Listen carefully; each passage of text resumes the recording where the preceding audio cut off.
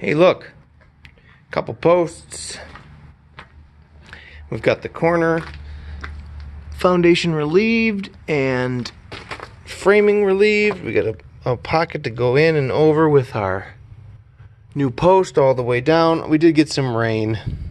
Yesterday we were off because of the weather, and so we've got some standing water in this hole, which isn't quite finished yet, so I'm going to let that dry. We got to work over here, and I wanted to take a moment to talk about why I don't bid projects, or the concept of bidding versus estimating. I do specialty work. This doesn't work for everybody, but I like a challenge, and this is a perfectly acceptable situation, fairly normal. I mean, it's, converting a pole barn, that happens all the time, but everybody does it a little bit differently. But it's a challenge, and that's why I'm working here. So with that in mind, I don't like to bid as though I'm a general contractor, or because I do this type of work, I do other more creative work. I don't like to bid, because if you want me to do the project, you want me to do the project. I'm not going to gouge anybody, but having me do it is different than having just anybody do it. So I'm not going to necessarily throw my hat in the ring with a bid. If I give somebody an estimate and they go shop around for bids and estimates from other people, it's their prerogative. But what is a bid? It's saying I'll do the project for a certain amount of money. I'd rather estimate that amount and do my due diligence and hopefully come in around that amount. In the case of this project, I estimated a certain amount to do 8 posts here, and we're closing in on that estimated cost. I have, like I said, I'll let the hole dry, chisel the bottom out a little bit, throw a footing in there, measure and cut a post and nail it up, and I'll do just about that much here. I wouldn't want to have quoted that cost, because starting basically today, I'd be working unpaid. And lo and behold, of all of the post locations, this last one was a pain in the ass. Completely, basically different than everything else. It had footing here.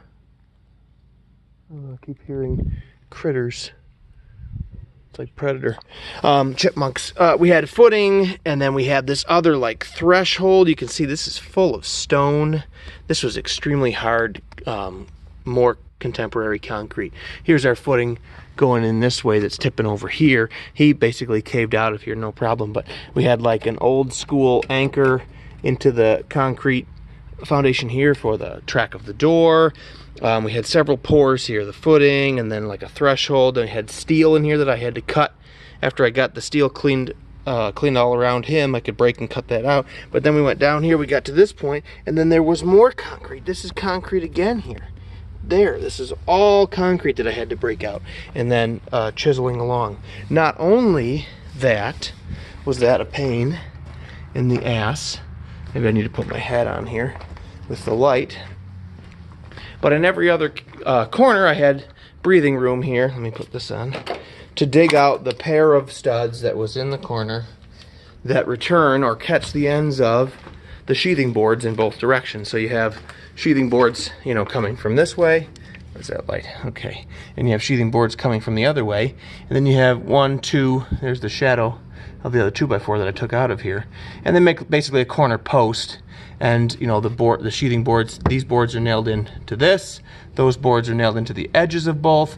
They're nailed to each other. And so how do I begin? I cut over for all 4 corners. I cut the plate over and over there, and just smashed it off with a hammer that frees the ends up of those 2 vertical pieces. So at least when I'm trying to deflect one away from the other and get a bar behind it and stuff like that, I'm not fighting any toe-nailed or otherwise the ends being nailed in. So what did I do? I smashed a bar in between the 2 2x4s all the way along here. I was able to get this crowbar started in between the 2 of them like that, and then I used a sledgehammer to smash it over to where it just cleared this stud, and then I could smash it down into the wall bay with a sledgehammer, and that levered up, that all the way along, levered him along, lever. And then I got back behind him and walked him off further, and then ultimately I was able to pull him and rip him out of there. Relatively complicated demolition or situation. The average person may struggle. There's all my nails that are sticking out if you can see them coming into that 2x4. Now, how to get this one out of here? Every time I hit the sheathing away from it, it just takes that board away from it a little bit. You know, I've got this amount of freedom here. If I can get behind this here and show you, it's so hard with one hand, but I got that freedom to pop him off of there, but there's still nails through these boards into the edge of him coming toward me. And there's nothing. I set up the really thin kerf blade in this. This is since I've changed it. I set up the really thin kerf, flexible. It's a blade meant for cutting off nails when you've accidentally shot, like when you're framing a house and you've accidentally shot stuff together. It's flexible. Where is it? This is the one. It's like a fillet knife. It's very flexible. But I was able to set it up in the, and I want a longer one. The shorter you have in a situation like this, the worse off you are. So you want a long one. So you can bend him over and get him sliding along the wall like a fillet knife and reach over in there and get enough room here, like where my forearm is, to have the Sawzall. And I went top to bottom, carefully cutting off all the nails along. And then I was able to get it to tip out away from the wall a little bit. But there's still too much tension or strength in the nails going into the edge of it all the way along. So I had to change the blade to, you know, wood cutting or wood with nails, and I've been making sections out of it by cross-cutting it again. I think I turned this one into 2 pieces. I may end up having to turn this one into 2 pieces, but then you can see I can twist it out enough to get a surface to appear on it. And then once I get it to that point, sometimes I have to hold it out with a bar, but I can bang on that with a hammer, and then I can get behind it a little bit with the claw. This is so hard to do with one hand, but I can get him to come back out again. Obviously, get that out of there. And then I can beat on the end of it. And I can get behind it with a hammer. There. And get that piece out. And I can do that all the way up. And then I'm down to boards and boards with an inside corner with all kinds of nails coming at me. And they all are gone on this side from using that nail cutting blade, but I'm gonna have to go. I can't get in here and turn the Sawzall enough to cut those nails off. I'm gonna have to set up something else to cut the nails off to get those out of my way. And then finally, I'll be ready to get the footing finalized, take a measurement, and to get the post around in here and blast him in all around this door and everything else after I spent most of my day smashing out that concrete. I got a big old blood blister there. But you know, all of a sudden, the last couple moves, you've done this basically the same thing this whole time, and you're thinking you have another couple hours in here, and next thing you know, you've got 8 or 10 hours. And that sours the project. It's certainly not, doesn't bankrupt you or anything. And in the case of this project, I'd have been close enough with a quoted price not to have shot myself in the foot too badly, but I'd rather estimate. I'd rather have to tell my client, you know, it's going to be a little bit longer here to finalize this.